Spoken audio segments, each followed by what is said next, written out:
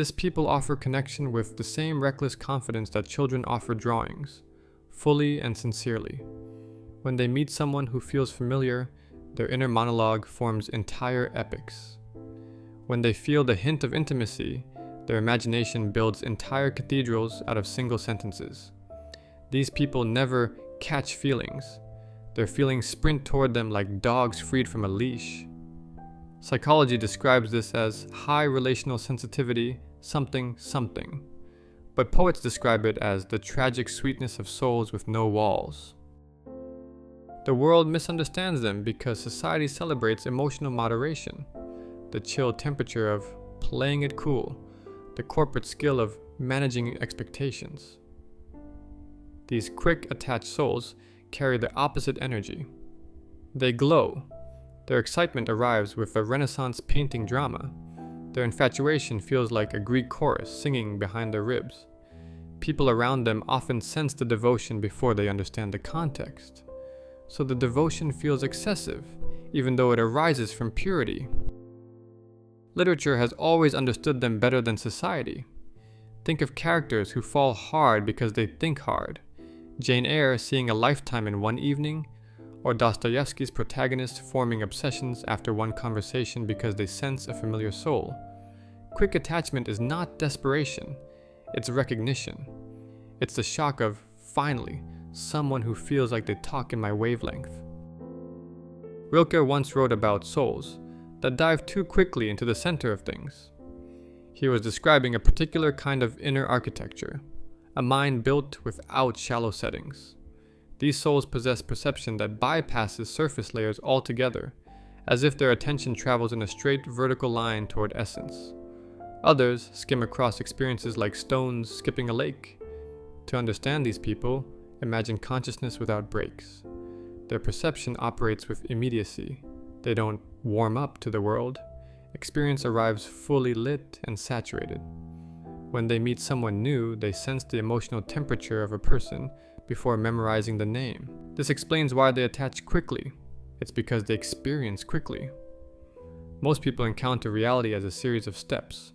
These individuals encounter it as a plunge. A single conversation can feel like a doorway into a universe. A gesture becomes a symbol. A shared laugh becomes a thread of fate. Their minds operate like impressionist painters who captured storms with 3 strokes. They grasp the essence long before the outline forms. Where others need time to assemble meaning, they absorb it in a flash. The misunderstood part is that these individuals rarely attach to people as they are.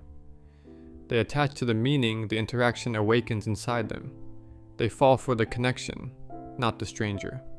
Their emotions respond to the potential, the unspoken depth, the intellectual charge. This is why others sometimes pull away. They feel the intensity, but not the shared foundation. The quick attached person is already in chapter 7, while the other is still writing the introduction. Their minds crave intensity, because intensity finally matches their internal volume. They attach quickly because they're used to doing emotional labor alone. When someone shows up with the slightest effort, listens, remembers simple details, or just looks at them with real presence, their whole system relaxes for the first time in months. Attachment becomes a relief, yet the world punishes sincerity. The world calls them too much, too quick, too intense, while secretly craving the exact depth they offer. People love to be loved deeply, but only at the pace that flatters their ego. So the quick attached soul becomes the one who always feels like they're arriving early to a party where everyone else pretends they were stuck in traffic. And the tragedy is, these fast attached souls often blame themselves for caring too much, when in reality they've been living in a world that trains everyone to care too little. Their speed is a refusal to perform emotional indifference. They don't play it cool because coolness feels dishonest. Their system chooses honesty over the performance of detachment. This sensitivity shapes a kind of sweetness that the world rarely appreciates. They walk into connections with open windows rather than locked doors. Their hearts stay unlocked because cynicism never felt natural to them. They prefer transparency and tenderness. People call them naive, yet this naivety is simply an instinct for goodness. They trust because trust feels beautiful. They believe in emotional honesty because emotional honesty feels dignified. They imagine people's better selves with the enthusiasm of a poet imagining entire worlds. Their sweetness becomes their charm and their vulnerability. They offer affection with unconditional generosity, creating warmth wherever they land. Their naivety opens doors others never approach. Their sensitivity notices beauty in places everyone else overlooks. They love with childlike brightness and adult depth simultaneously, a combination rare enough to confuse people and beautiful enough to stay unforgettable. Some people meet a stranger and experience a gravitational pull so abrupt it feels like a memory. Their brains store relational patterns with cinematic clarity, tones and gestures that evoke a previously meaningful figure. A stranger laughs with a familiar rhythm, tilts their head like someone once cherished, carries vulnerability in the same quiet signature. The mind stitches these cues into a feeling of return. This sense of instant familiarity comes from emotional imprinting, childhood experiences that set a blueprint for what home feels like. When someone fits the template, even partially, the psyche rushes forward with a startling certainty. Here. This is home. People who experience this honor resonance. Their perception works like a lighthouse that recognizes a particular ship by its silhouette alone. They are remembering emotional geometry. While most individuals look for shared hobbies, resonance hunters search for something far more elusive: the frequency of a person's inner world. They sense people the way musicians sense pitch. Hobbies never impress them. Resonance does.